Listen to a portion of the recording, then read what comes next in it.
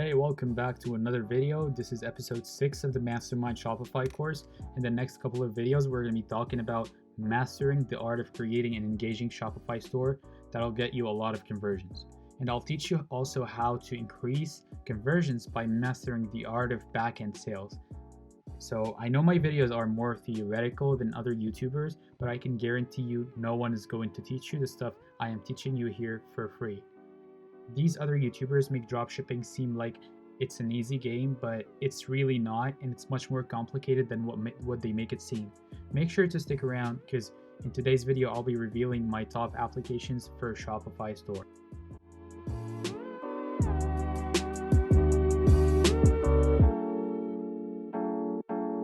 Guys, it's Salim from First Call Finance, the channel where we help you start and master your e-commerce business. If you're new here, make sure to click that subscribe button, and all the links we mention in this video will be down in the description below. So let's jump into it. Creating a Shopify store, a professional looking Shopify store, is very important. So if you do not have a professional looking Shopify store, you're not going to get any conversions. And this is common sense. Like if you yourself go to a website to buy something and you see that the design is very scammy, you're not going to buy anything, right? So it is really vital to pay attention to all the details when it comes to making the Shopify store. In this video, it's not going to be a long video. It's going to be just talking about the fundamentals that you should pay attention to. If you're looking to learn how to build it, like if you want to see me live doing it, I have another video and I'll link it up here. First of all, as a store that you want to stand out, you don't want to be like any other Shopify store, because only a small percentage of people succeed in the Shopify e-commerce business. And these people are the people who pay attention to details. Now, if you want to succeed, you should become known for something. So you should have a brand identity. You should think of one. If you do not have one, you're not going to succeed.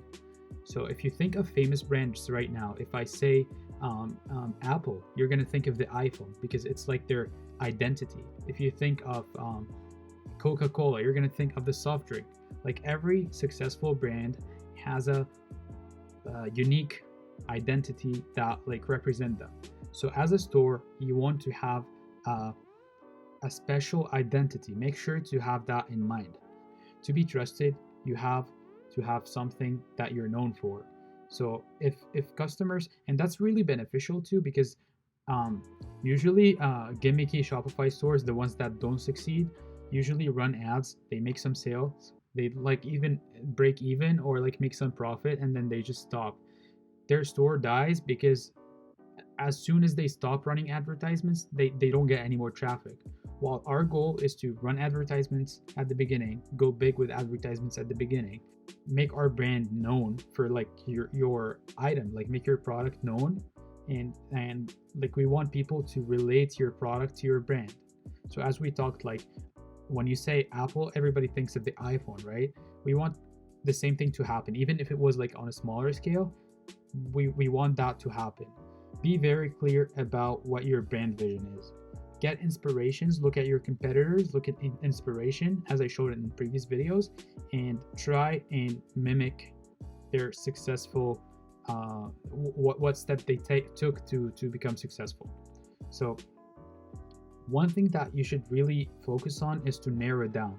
The narrower, the better. So I personally, from my experience, I really think that one product stores are the most successful because once you launch an ad, people are going to click on the ad, and when they go to the website, they like the product, they see that the product, like the whole website is like professional, they just go ahead and buy it. While if you have like many stuff on your website, it's like all messy, they're going to get distracted by maybe like other stuff, and when they get like when they become not sure which product they want to buy, they get distracted and then they just leave. So like they work. If it's a niche store, it sometimes work, but I personally think that one product stores are way better for conversions. It's your choice, but like one thing for sure, do not make a general store. General stores do not work anymore. I don't know how many times I explained that in previous videos, but they do not work anymore. Please do not start a general store.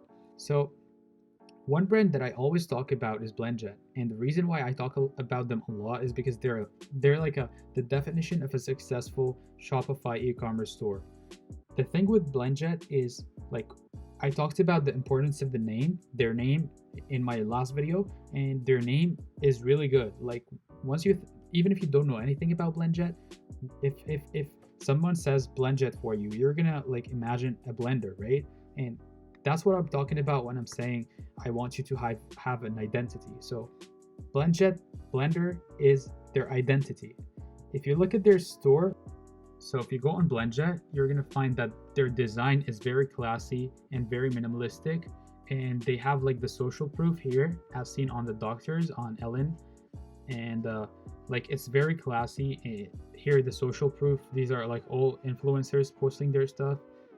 So like once you look at the design here, you see that it's like a classy website, and the way they represent themselves is as if they're like the original portable blender kind of thing. So once you look at their website, you can tell that they're professional and you would trust this website, and that's why they get a lot of conversions, right? So this is how I want you to think about your Shopify store. You want to have like a product of a high quality represented in high quality pictures so people would buy from you, and have social proof, and have a brand vision, right? Like BlendJet does. So next step is to create your Shopify store, and as I said, I highlighted all the steps live on one of my videos. So if you're not sure how to create it, go and check that out. The first thing they're going to ask you to do is to fill out this information. And for the store name, in my last video, I talked about how you should buy the domain before choosing a store name, because you don't want to have like a store name different than your domain name. So the next step is like this pop-up is going to appear, and these are not really important, but one thing I want to tell you guys, if you put a big number right here, they're going to have like a Shopify representative call you on the phone and ask you about like your details and stuff. So don't put a big number here. So once you create your Shopify store, I want you to go to settings and go to general. And once you go to general, you want to go scroll down until you say the store currency. Make sure to change that to US dollars, because like US dollars is like the universal currency.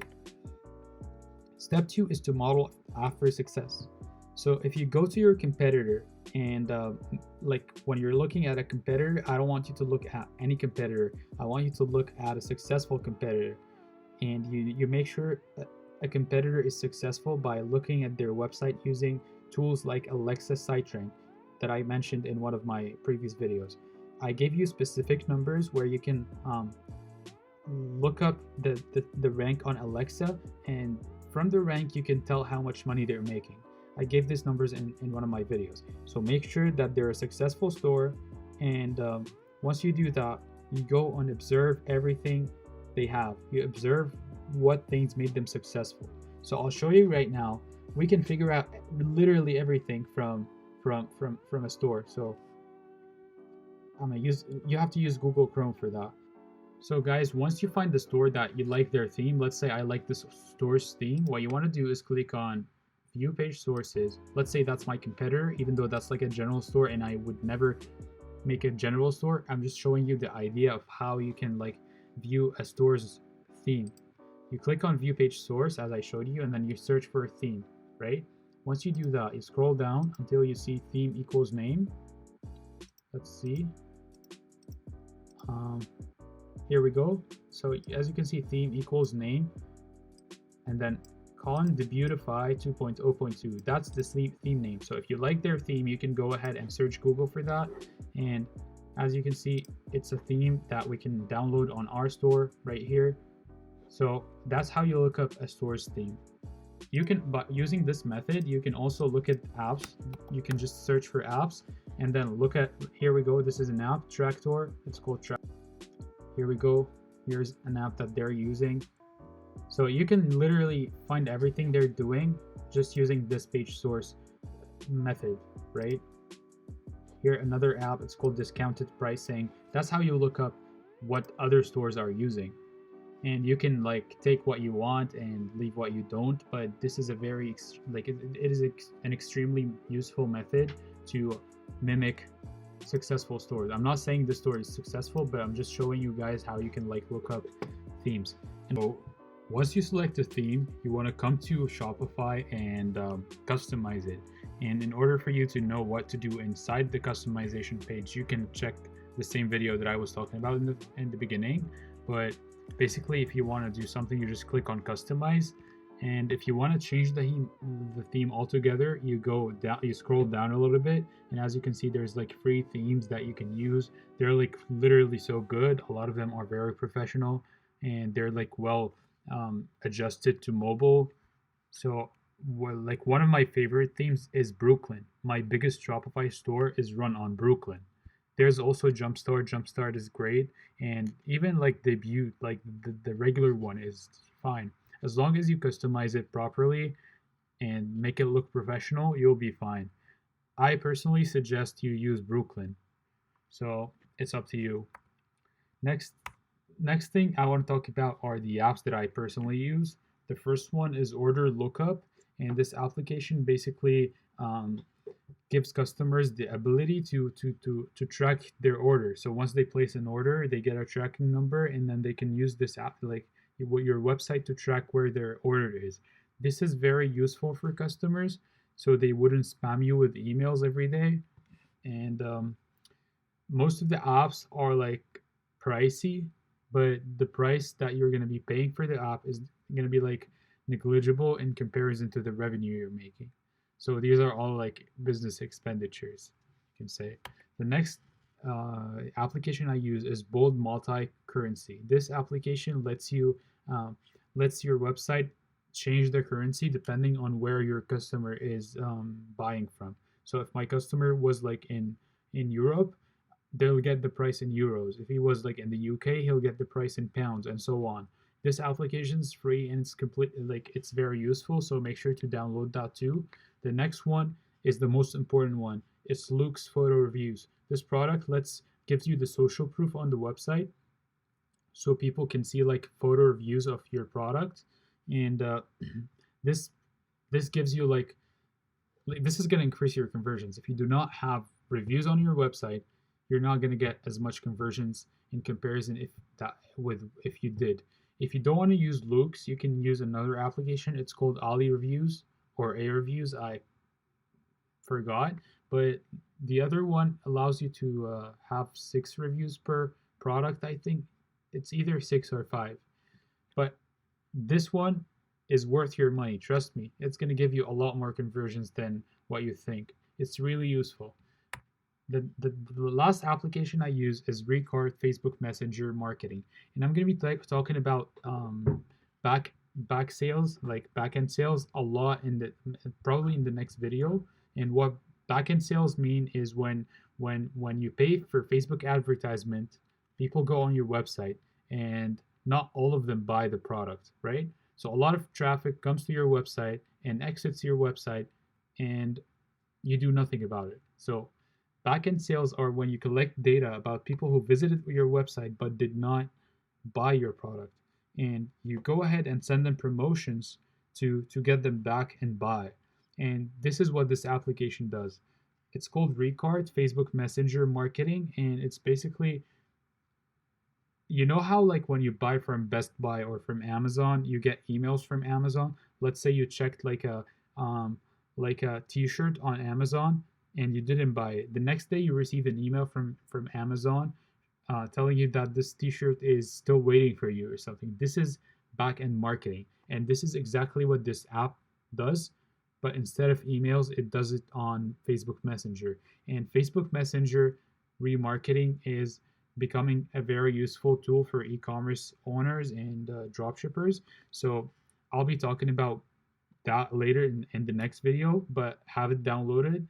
And I have like another application that I'll be talking about in the next video, and it's like the most important application whatsoever in Shopify. So stay tuned for that.